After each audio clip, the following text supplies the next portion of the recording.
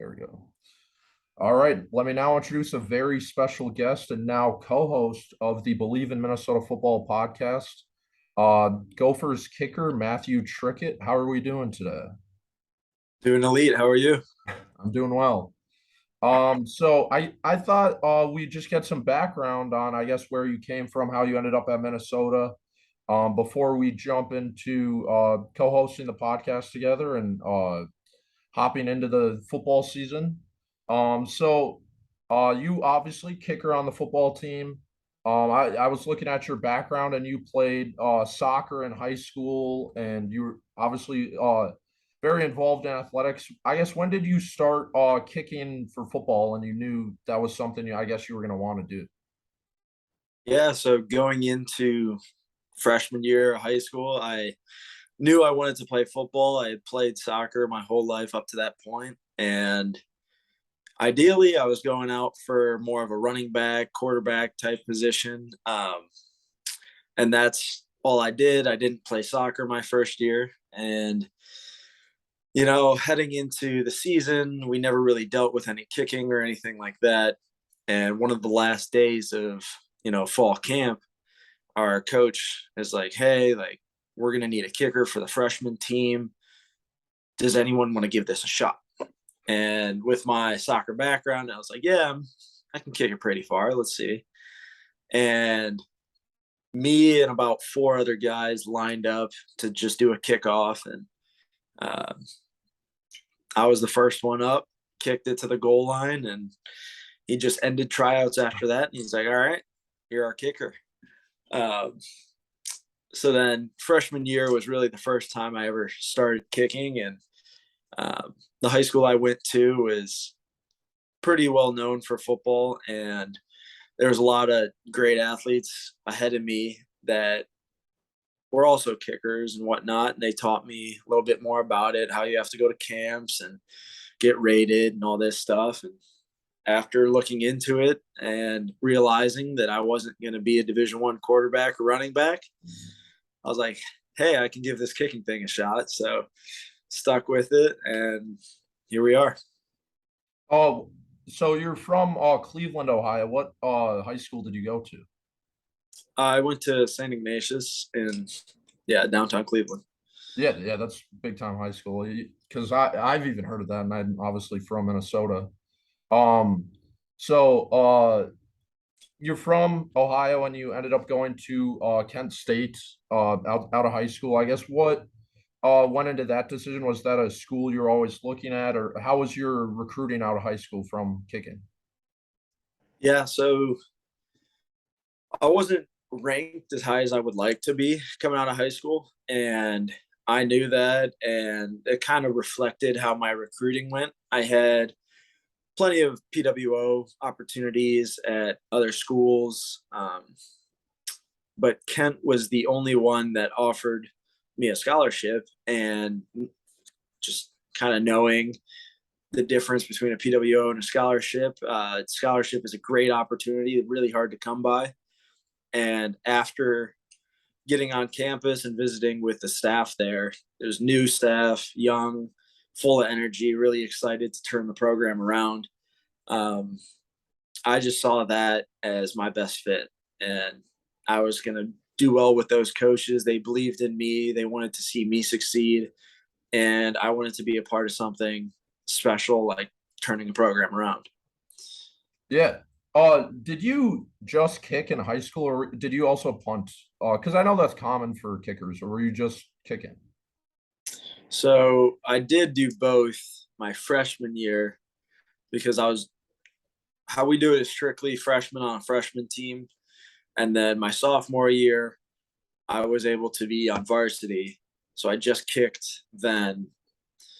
Same thing junior year because the punter ahead of me is now the starting punter at Kentucky. Okay. Uh, Very good punter. One of my best friends in high school, still is one of my best friends.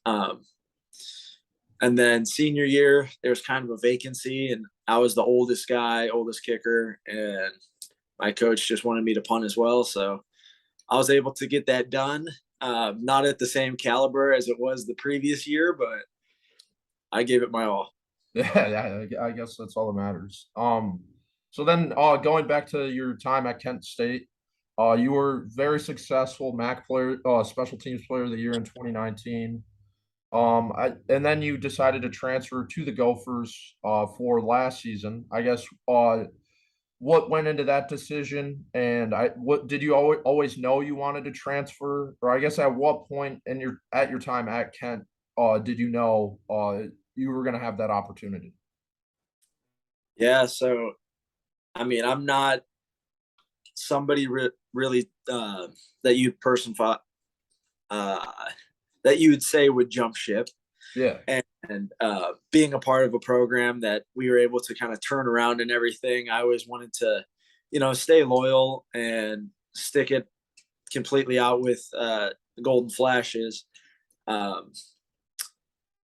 and I had early success in my career, and I never really thought about transferring. It came up. My coach came up to me. He's like, "Hey, like, please don't transfer." And I was like, thought never really crossed my mind. I never thought of me as someone that would transfer because I know it's extremely difficult socially, mentally, yeah, dealing with whole new coaching staff, whole new environment. Um, but then after my COVID season, um, I got approached by one of like my private kicking coaches and is like, "Hey, like, you've had a great time at Kent. You've done really well. Um, I would recommend you kind of look more into transferring to see the opportunities that are out there because a lot of good schools need a kicker like you." And that's when I really started to be taking it seriously, made a pros and cons list, and thought I could really use the challenge. I could, move up, potentially move up into a Power Five conference and kind of fulfill one of my dreams as a child to play in front of these massive crowds and huge stadiums and whatnot. Um, so then I just took the leap of faith and see what stuck. yeah. So playing in the Max, obviously a little different than the Big Ten. I guess and you played in a lot of big games last year on the road at Iowa, week one at home against Ohio State. I guess compared to playing a random Tuesday night Maction game, you see everyone on social media talking about how it's, I guess, crazy football sometimes. Did you have a moment last year where you're like, this is a little different than kicking in the Mac? Without a doubt, first game, walking into the stadium against Ohio State, night game. Um, Ohio State was one of those teams that I always cheered for growing up, being out of Ohio. Um, and I had a few friends on that team and whatnot. Uh, and once I entered that stadium, saw the lights on and everything, and the crowd starting to fill in, it was a surreal moment um, where I was like just so proud of all that's led me to here and all the coaches that I had, all the work that I put in, and teammates that pushed me and whatnot. It was one of those moments where I was just so grateful for everything that's happened to me. Yeah, I would imagine. So playing kicker is obviously pretty different than any other position in football and really any other sport because it's so specialized. What I guess mindset do you think you need to be a successful kicker? Because there's a lot of downtime, obviously, where you're not kicking, and I guess how do you approach that as a kicker? Yeah, that's something that I really worked on hard this off season. Physically, you can do everything you can, but mentally, the game, that's really how you master a game. And that's how you've seen success year after year with Tom Brady and all these other professionals. Yeah, They're masters of the mind. Um, and that's one thing that as a specialist, you can't really succeed without. Um, so this off season, I've really been working hard on just getting my mind to neutral, taking everything as it comes to me. Don't thinking about, stop thinking about the future and what potentially could happen. Just more living in the moment, controlling myself, controlling my mind, never getting too high, never getting too low. staying completely at neutral. So I can take information as it is, don't use any emotions or get emotional about it, and perform when I can. Yeah. I guess when you're on the sidelines during a game, obviously there's a lot, you're spending more time not kicking than you are kicking. What, I guess, do you do on the sidelines? Like, what are you thinking about? Do you talk with your other specialists? Do you talk with other guys on the sideline who are going in and out in the game? I guess, uh, how does that work during a normal game for you? Yeah, without a doubt. I'm someone that loves to watch the game. I mean, I have the best seats in the house, Yeah. right on the sideline, and being able to be right there, support my teammates. Like I don't exactly know what they're going through and as they're coming on and off the field in different positions, but I love to cheer them on, make sure they're doing well, and if something bad happened to them, just kind of giving them words of encouragement or like, hey, keep your head up. We still got more to go. Um, I love watching the game and being involved as much as I can, but at the same time, I have to dial it back sometimes because if you get too caught up in the moment, then you realize like, oh, this is a pressure moment. Like, and if you start throwing pressure on yourself, it's a lot harder to perform that way. So sometimes you have to take a step back and realize, okay, like I just have to go out there and kick the ball through the goalpost. That's it. Like it doesn't matter if there's 13 minutes left in the first quarter or if there's 10 seconds in the fourth. I just have to go out there and do my job and try and make every single kick the same. Yeah, it's interesting. It really is so, I guess, drastically different than any other sport. Like I talked to Peter Mortel, who was a punter for the Gophers a few months ago, and he, I guess, kind of compared it to almost golf. Like each kick, you kind of almost have to get in a rhythm, and there's so many small things you tweak from kick to kick or play to play, and it's just a way different mindset than any other sport, really.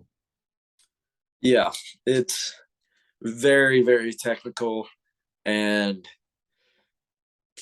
just everyone has to work so automatically and so mindlessly let your body take over when you're out there. I mean, from the long snapper to the holder to the kicker, there's three different people trying to do their job within 1.5 seconds, getting the ball over guys that are 6'6" jumping to try and block it, Yeah, blast through it. Like there's so many little things that could go wrong, but I mean that's why we practice all the time and try and perfect those things so that when it comes up in a game, it's easy yeah, compared to practice. But yeah, it's very, very similar to golf. Um, and I'm not the best golfer. I'm working on it, but um, yeah, I take a lot of things that I learned from kicking now into my golf game because it's very similar. yeah. Like you mentioned, the long snapper and the punter or in the holder all working together. Uh, Now that you were heading into your second year with the Gophers and second year with the same long snapper Brady Weeks and holder punter Mark Crawford, how's your relationship kind of built with those two and other specialists on the team, and how much do you think that's going to help you guys this year? Yeah, I mean, it's definitely grown from last year, and it was never bad last year when I came in. Like we clicked pretty quickly. Um, but now that we just know so much more intimately about each other in our technique and our mechanics and how we think, we've been able to get more on the same page and how to deal with one another, how to treat one another, how to, hype somebody up, how to let someone know when they need to raise it a little bit more. Um, I mean, we've really, really clicked and as a whole group of the specialists, like I feel like I can talk to any single one of them and critique them, be as mean as I want, and they're going to understand exactly what I mean and where I'm coming from. Having that time, having that year behind us now is huge in that as well. Yeah, I think that's important, I guess, in any relationship, even outside of sports, is just knowing you can uh you respect each other enough to tell each other when they're doing something wrong or you think they can change something. Yeah. Um so I as a team as a whole, I guess going into this year, have you seen any differences in the vibe around the locker room, around practice compared to last year? I think it's a lot. I mean, I've had a lot more fun. I don't know if that's because I'm used to people now and I know how things go. Um, but I've had a ton more fun. The guys are really bonding well. Um, and everybody is straining every single day to get better. And it's really fun to watch because I mean, I haven't been here that long to see, the young guys really grow into their positions, but even the guys last year that were on the scout team and, just kind of going through their day by day. Now to see them get some meaningful reps in practice and um, just them going out there and having fun and just doing everything they can to get themselves better, get the team better.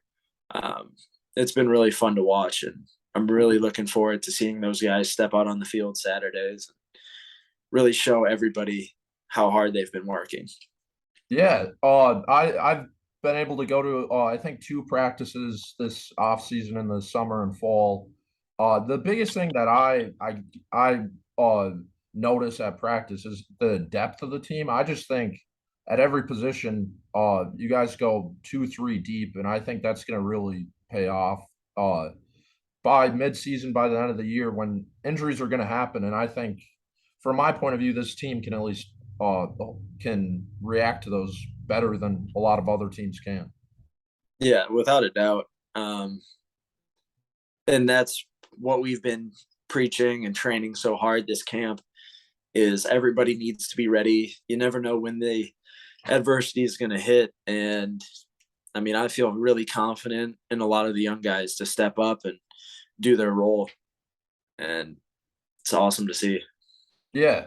So like you said, you played at a big time high school program. You played at one of the best programs in the MAC, and now you're with the Gophers. What is your opinion, I guess, on PJ Fleck as a head coach? How would you compare him to any other head coach you've had, and just your point of view from him as a head coach? I mean, he's a great coach. He knows what he's talking about. He's been in the MAC, so he knows sort of my background and Yeah. what I've been through and everything. He has that uh, grinding mentality of like, you got to get the work done. It's not going to happen any other way. And I mean, he pushes us in every single aspect of our lives to be better at. And that's a hurdle that I feel every player has to get over when they get into college is it's not just a game. Like it is so much more than that. And enable being able to succeed on the field requires so much more than just lifting when you have to lift and practicing when you have to practice. It's every single aspect of your life you need to get better at. And he really helps us do that and pushes us to do that for ourselves. And I mean, compared to the other coaches that I've had, every coach has, they can say what they want to say, but it's different when he's reaching out and, helping you get different resources and making sure through countless analogies or examples like this is what I'm talking about and this is an example that you can use in your own life or this is an example you can use on the football field. And people make fun of the slogans and whatnot outside of Minnesota, but I mean if you're in the program, you see how much they really mean and you see how that applies not only to football, but to life. And I mean, one of the main reasons I transferred was because I knew in order to win, you need culture. You need Yeah. everyone on the same page. And culture is huge here, and it's something that when you go home, you don't realize it all the time, but you're living it at home as well. So um, that's one of the reasons I transferred here, and I love it. Yeah, from my point of view as I guess a lifelong Gophers fan, everyone obviously has their opinions on PJ Fleck. And the biggest thing I think is I'm not in the program like you, but he's making Gophers football relevant, and like the program's I always going to be good under him. There's a high floor I think with PJ Fleck as a head coach, and from my point of view as a fan, it seems like all of you guys and all of the players support him, and it seems like everyone's so invested and everyone's bought into the culture, which is something that I think is so important for any college program. Yeah. Yeah. No, I completely agree. It's really tough too to get 118 to 24-year-olds on the same page and get them all to believe the same thing. But I mean, him and the staff here work countless hours every single day and come up with all these different ideas and crazy things to do in order for us to become closer as a team and have the same passion, have the same desire to want a championship, to want that winning program as much as he does. And I mean, you can see it from the top down, and you can see the leaders on the team, the Tanner Morgans, Marianos, like they're 100% bought in, and they give us players life when sometimes the coaches aren't able to relate to us. But it's 100% a team effort, and he's the head of the ship, and I believe he's steering us in the right direction. Yeah, well, that's great to hear, obviously. I think that's all I got for you today, and I think that's a great place we can leave this on. As for the listeners, you can expect more content, more podcasts with me and Matt. You can expect hopefully more interviews deeper into the program, some deeper insights, some more player interviews as the season gets going. We're only now, I think, 18 days away from week one. You can expect some more podcasts as we get closer. And yeah, thanks for listening.